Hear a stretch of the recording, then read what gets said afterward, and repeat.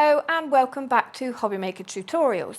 I'm Janie from Janie's Originals and I'm doing a series of tutorials here to take you through some craft bookbinding. So today we're going to look at doing a 5-hole pamphlet bind. So if you've watched video 1, you'll see we've had some hints and tips when we made a 3-hole binding. A lot of this is similar, but we're going to do a couple of extras with waxing our own thread and showing you how to measure out the 5 holes. So all I've got ready for me here is some A4 pages. I've just got 5 here, so once folded that's 10 pages in your book. And then I've got an A4 double-sided print, and this is, you can use 220, 250 GSM, 300 maximum I would say. So the first job we need to do is fold our pages. So I'm bringing in my book hook just to make it a little bit easier to line my pages up. I'm going to put my page up to the left side, bring the top over so it's lined up, and using my bone folder, I'm just going to reinforce that crease. So if you saw our first tutorial, you would see that I start stacking my pages as if they're a tent in front of me. It just makes things a little bit neater and stops you having pieces of paper all over your desk. And they've got a stack in place together anyway to make what we call a signature. So just working my way through the pages, all separately so that we get a nice sharp crease on our pages, because if we fold them all together, you'll get a slightly rounded spine on your book and it won't sit as flat. So last page now. So the paper that I'm using for the pages is about 120 GSM. It's a recycled cartridge paper. Now you can do this simply with some copy paper, 75-80 GSM, in which case you could go up to probably 10 pages in a simple little notebook like this. So I've just stacked the pages in together, and as with our first tutorial, you can see that we have the edges of our pages protruding, and that's the last job that we'll do, is to trim those pages down. Moving my book hook out of the way, I'm going to bring in my cradle now, because I want to measure out my piercing holes. So we always pierce the holes in our pages before we start stitching. It makes things far easier. So again, as we did with the first tutorial, you could measure this out, make yourself a little template with some scrap paper by measuring the distance of your pages and dividing it up into your 5 holes. What I'm going to do for ease is pop in my piercing ruler, and I'm just going to line it up. So I have here a 0 point which will indicate the centre of my book. And then you can see here I've kind of levelled out my ruler so that I've got, it would be about 10.5 on either side. Now what we have, because we're using a larger book and obviously we've got quite a large ruler here, we do have our notebook hanging off of one end. This is why we have one closed end and one open. So if you were to use a bigger book, it can hang off the end and then turn around.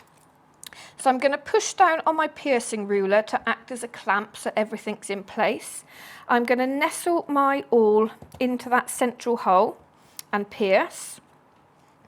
Now, unlike the first tutorial when we only needed 3 holes, we need 5 in this. So I've got my centre hole. I'm then going to work out where the upper one is going to be, and that's going to be number 9.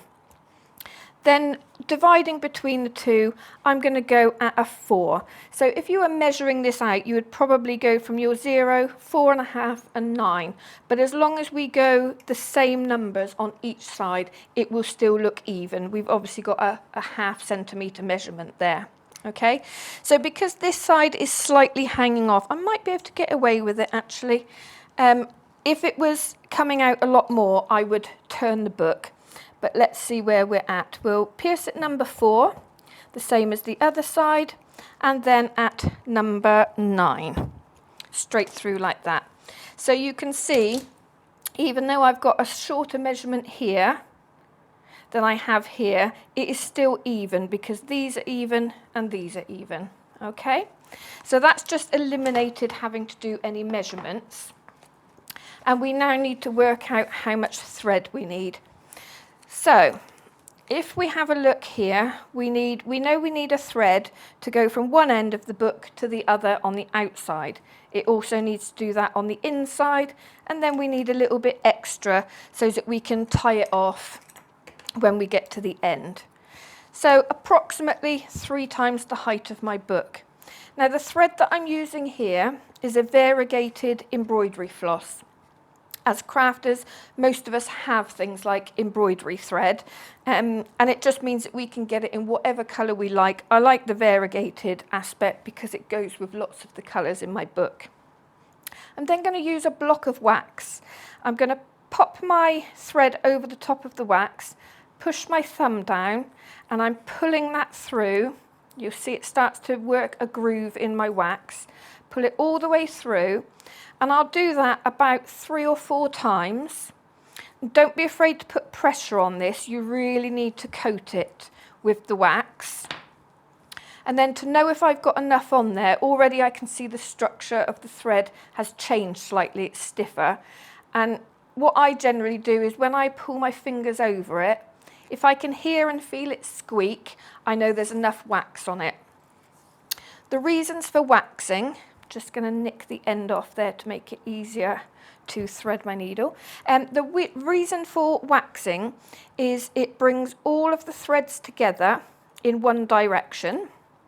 It makes it easier to work with and easier to knot your thread.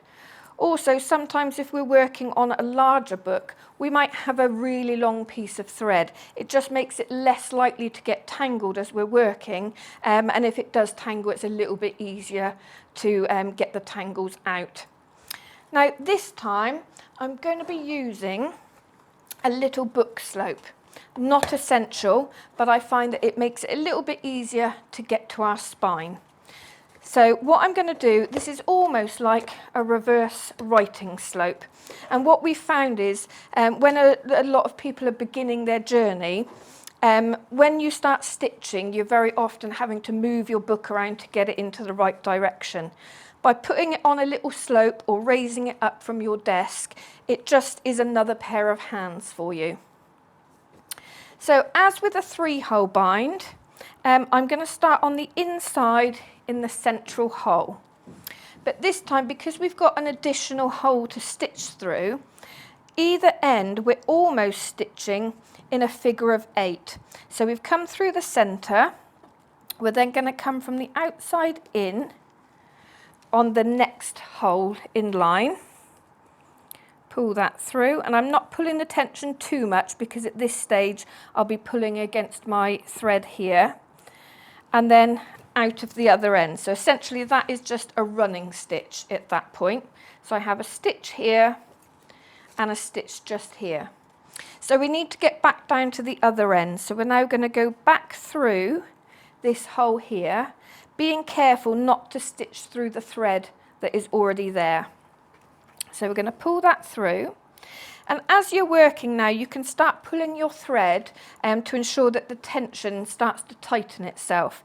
What I generally say is whatever direction you are stitching in, that is the direction that you pull your thread. If I was to pull this thread back on itself now, I'm likely to rip my paper. So I'm going to skip past this centre hole now and back out of station number 2. And then we're just repeating the stitch. I'm just going to turn this to one side just to make it a little bit easier for myself. So I can see that hole there and straight through. So pulling on my thread now, the direction in which I was stitching was towards the outside of the book. So that's the way I'm pulling the thread. Again, if I was to pull back this way, I'm likely to rip my page. Back through the hole here, again being careful not to stitch through my thread, which is made easier actually by the waxing of the thread, and then back through the centre hole. Once we get back there, the needle can be removed. I've finished with my little handy slope, and I'm back into the centre. So we're just going to tuck one of those threads underneath that big stitch in the middle, just to make sure I've got a thread at either end. I'm then going to pull on both threads just to start pulling that tension. Turn the whole book over and make sure that I'm happy. And then we're going to do that reef knot again. So that's left over right. Make sure you pull the knot all the way down to the base before it tightens. And then right over left. And then again, we're going to be careful not to cut our thread off too close. And this time, because I've waxed it myself, I've controlled the amount of wax that's on the thread. So just by the heat of my fingers, those ends are going to stick down to the stitches we've put in. As with before, the book is going to try and bounce back now because we've put that extra bulk in that centre fold. So we're just going to reinforce. And then we need to trim our pages. So the book hook comes back in again. Line the spine up to the left edge. Standing as I go. Making sure there's not too much blade. Pressure on my ruler. Gentle pressure on my cut until they start falling away. And just keep cutting as I go. No rush here. Just keep working until you're all the way through the pages. And we're through. If when you're cutting your pages, you find that you get tiny little, for want of a better description, little tufty bits, rather than trying to trim that back, because the less you try and trim, the harder it becomes. So if you find that you've kind of stopped somewhere, carried on, and you've got little notches, what I would do at this point is just hold the book together, and using something like a nail file, you can literally file those pages back.